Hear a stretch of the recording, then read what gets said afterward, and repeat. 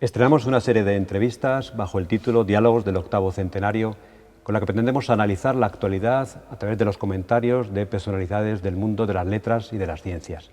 Aquí, en la Biblioteca Histórica de la Universidad de Salamanca, recibimos hoy a don Víctor García de la Concha, es catedrático de Lengua Española de la Universidad de Salamanca, es director de la Real Academia Española y actualmente director del Instituto Cervantes. Don Víctor, buenos días. Buenos días. Y por otro lado, a don José Narro, es rector de la Universidad Autónoma de México y actual secretario de Salud de México.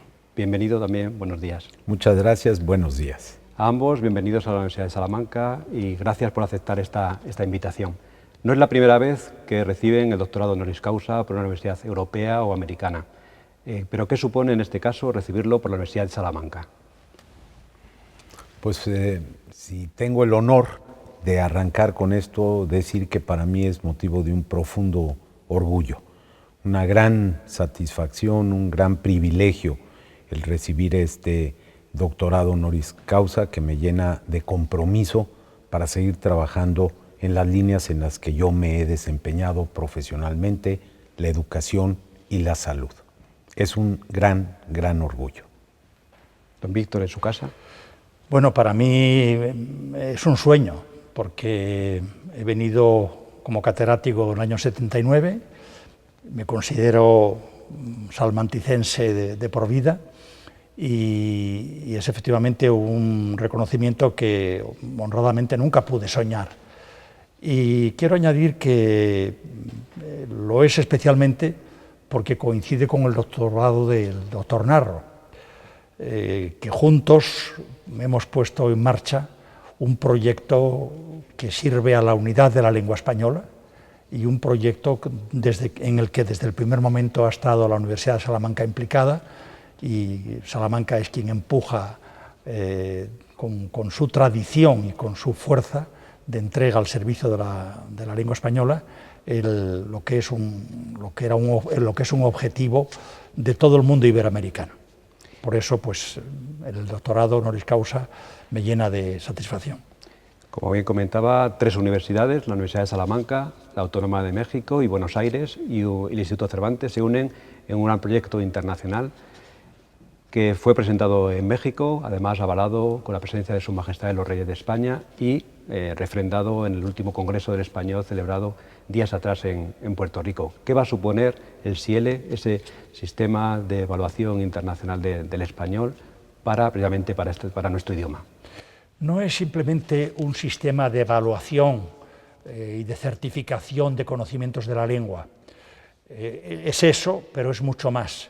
En realidad es un proyecto de un campus virtual del español en un momento en que las nuevas tecnologías están, digamos, dominando todo el mundo de la enseñanza del español y del diálogo de las lenguas.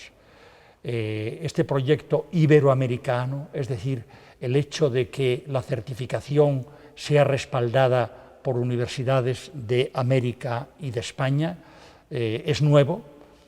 Por tanto, es un proyecto internacional, pero con naturaleza iberoamericana. Los textos que se ponen de prueba para los exámenes son textos que integran todas las variedades de realización del español, y en ese sentido la naturaleza iberoamericana se amplía todavía más. Eso hace del proyecto pues, realmente un objetivo ambicioso, pero en el que hemos en poco tiempo alcanzado metas que eran insospechadas. Y en mi perspectiva, don Víctor, y me parece que es realmente un ejemplo de cómo el panhispanismo puede alcanzar concreción.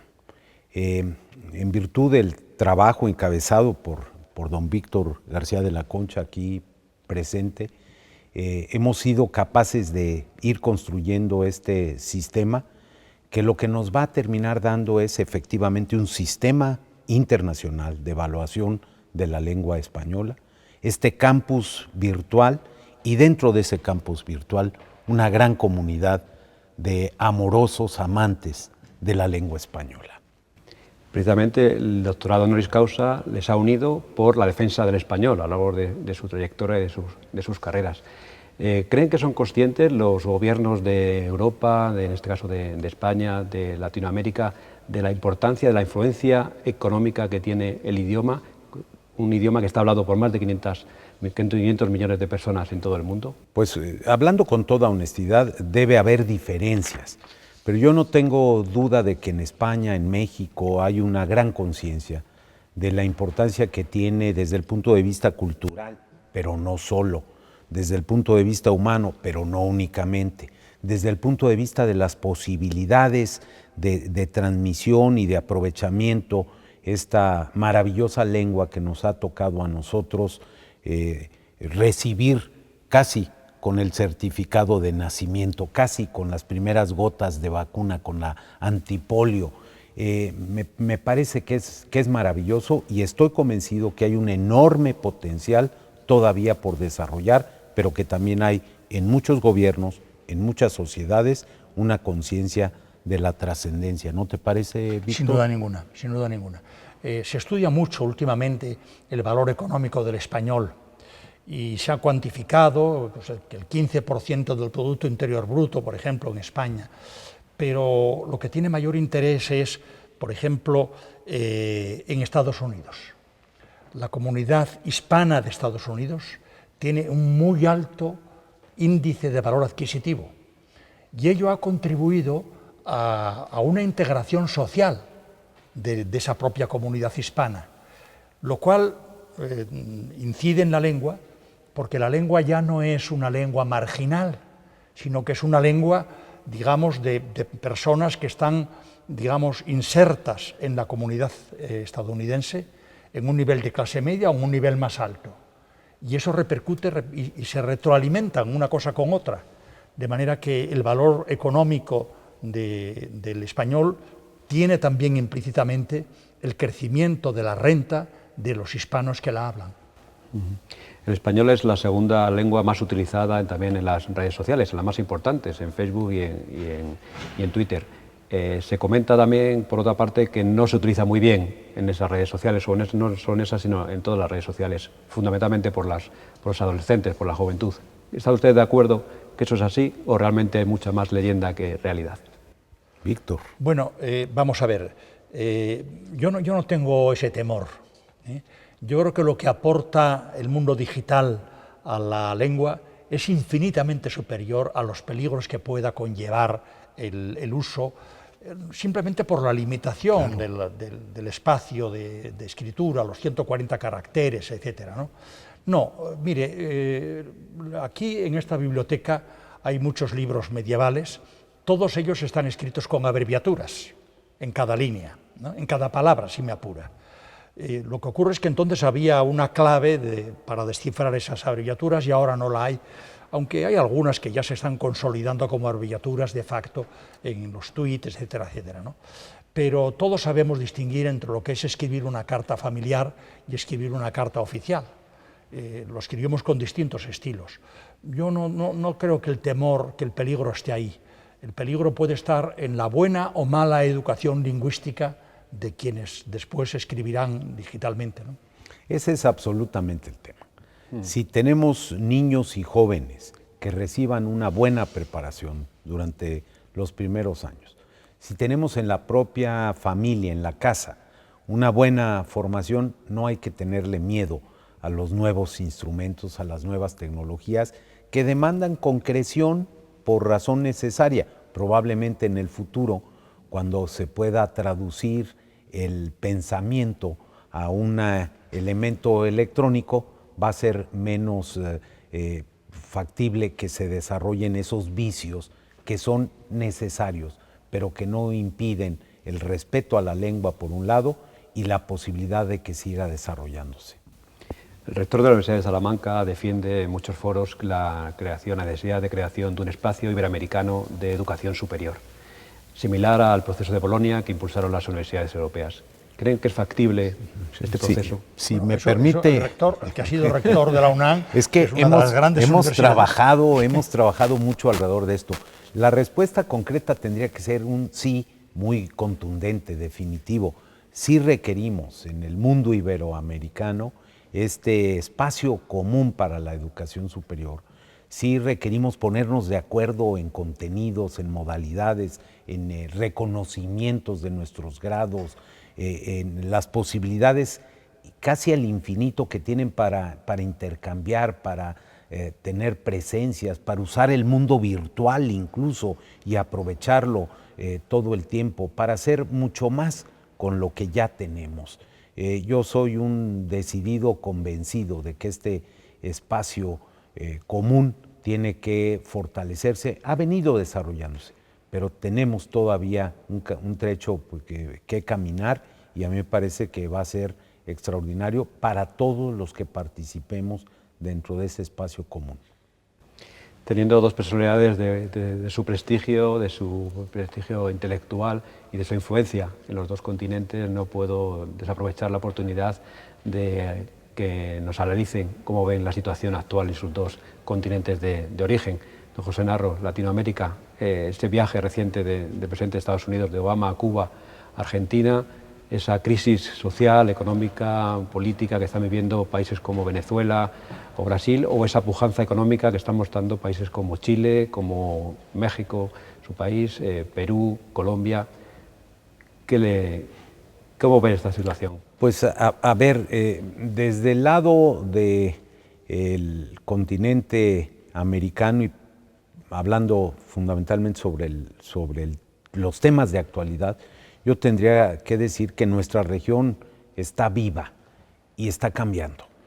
Hay grandes transformaciones. Yo celebro la incorporación de Cuba, por ejemplo, a las acciones como las que se dieron el año pasado en la ciudad de Panamá, en una cumbre de nuestro continente en donde por primera vez participaba Cuba.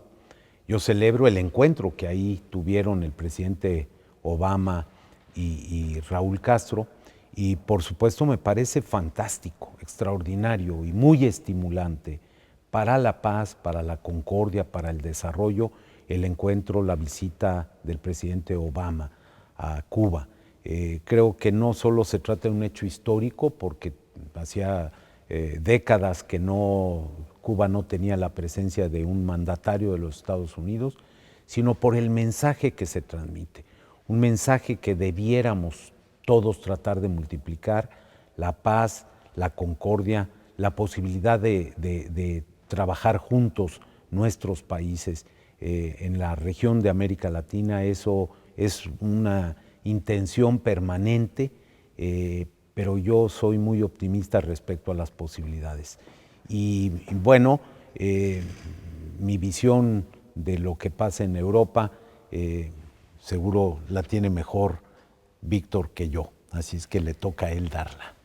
Bueno, vamos a ver, yo soy un niño de la guerra, he sido era ya profesor catedrático cuando ocurrió la transición política, y continúo siendo activo en la docencia ahora, ¿no? Y por tanto tengo una visión. Ayer la comentaba con el doctor Narro, precisamente, ¿no? Quien ha sido niño de la guerra y ha vivido la posguerra como niño de la escuela primaria y secundaria, y ha vivido la transición y ve lo que se ha logrado en España, pues el hecho de que en estos momentos estemos con dificultades para la formación de un gobierno, etcétera, hay que verlo con una relativa perspectiva. Efectivamente se está haciendo un cambio generacional, pero es demasiado lo que se ha conseguido, y es demasiado lo que ha pesado digamos, en la formación de las personas y en la configuración de la vida social, todo este trayecto desde la transición ahora mismo, para que lo veamos con pesimismo. Yo no lo veo con pesimismo ninguno. Yo creo que estamos en un momento delicado que se va a solucionar, si no en semanas, en meses, y que posiblemente suponga una reorganización del modo de organización de los gobiernos, pero para mí es un dato fundamental el hecho de que todo eso se hace con la calle en paz, sin problema ninguno, y que años tan difíciles como han sido estos años de la restricción económica impuesta por Europa, pues se han vivido en paz, con la solución de las familias que arroparon a los necesitados, etcétera, etcétera.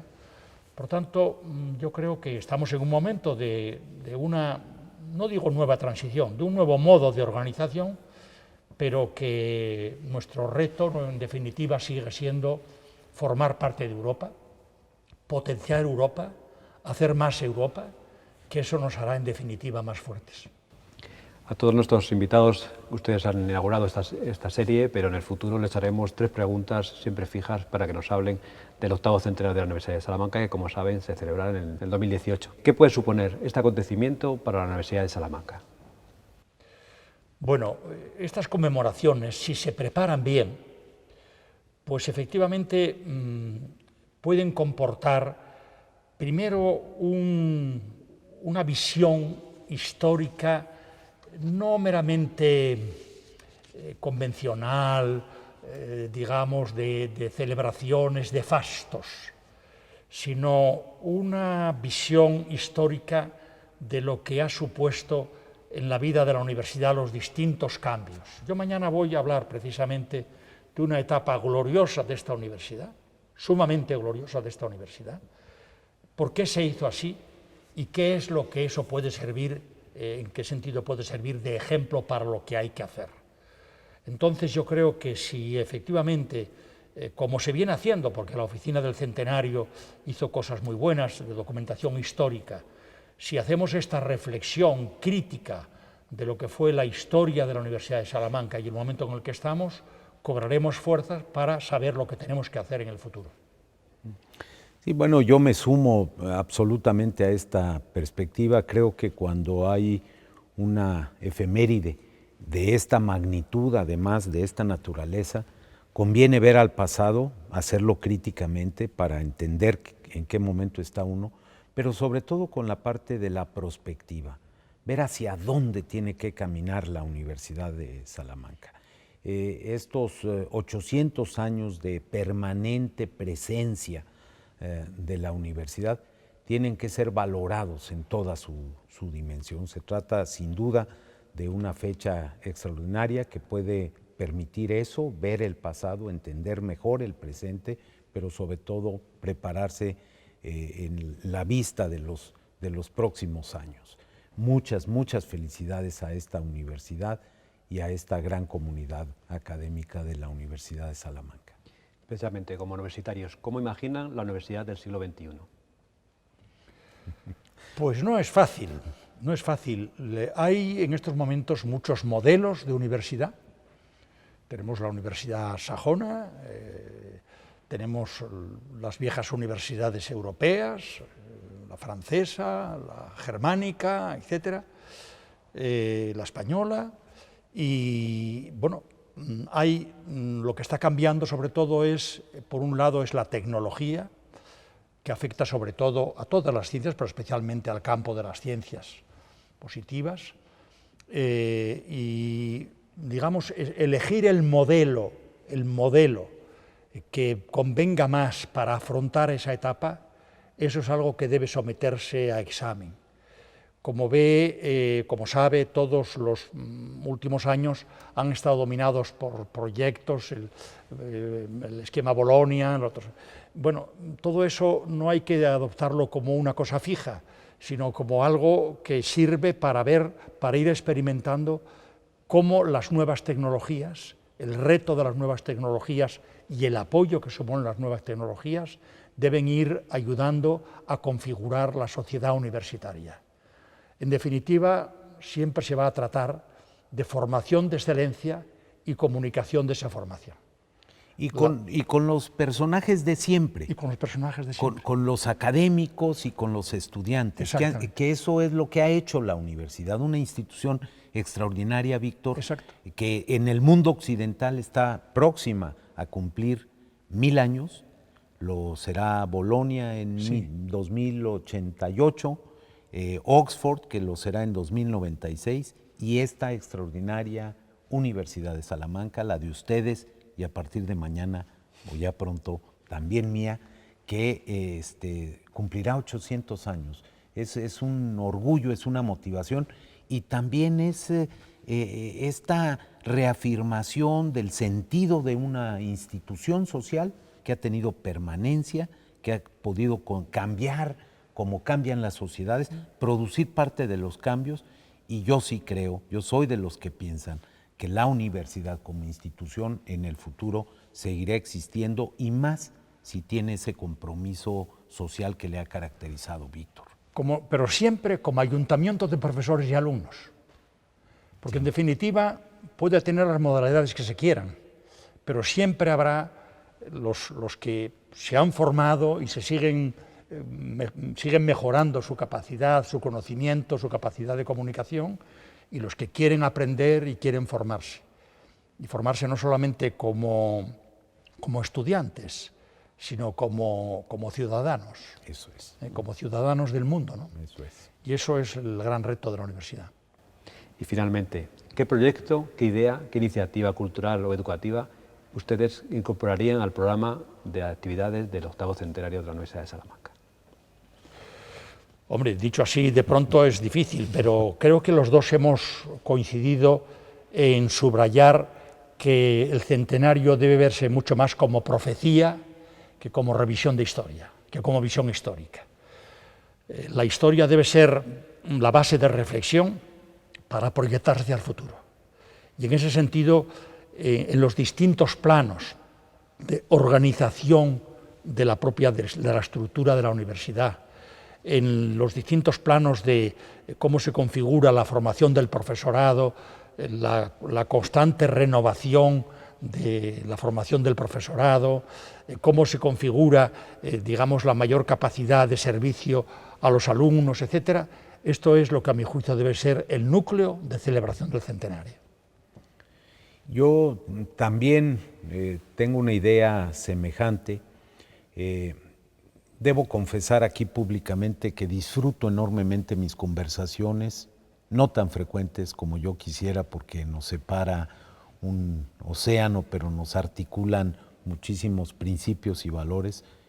Me refiero a las conversaciones que mantengo con don Víctor García de la Concha, y me parece que este 8º centenario debería, en mi modesta perspectiva, abrir espacios para eso, para conversar, para platicar, para que los jóvenes pregunten, para que los grandes maestros como Víctor García de la Concha y muchos otros en el mundo, premios Nobel, premios Princesa de Asturias, ahora antes Príncipe de Asturias, puedan charlar, puedan hablar, puedan discutir y debatir con toda apertura con los jóvenes. Para mí una de las preocupaciones que he mantenido es esa, la de los jóvenes, y yo creo que la Universidad de Salamanca, con la capacidad de convocatoria que tiene, puede organizar muchísimos foros alrededor de los temas, de los grandes asuntos, de lo que les preocupa a los jóvenes. Creo que por ahí puede pasar parte de la celebración. Pues esta conversación ha sido el inicio. Ha sido un placer tenerles, don Víctor García de la Concha, don José Narro, en este inicio, en esta inauguración de la serie Diálogos del 8º centenario. Muchas gracias, buenos días. Gracias, buenos días.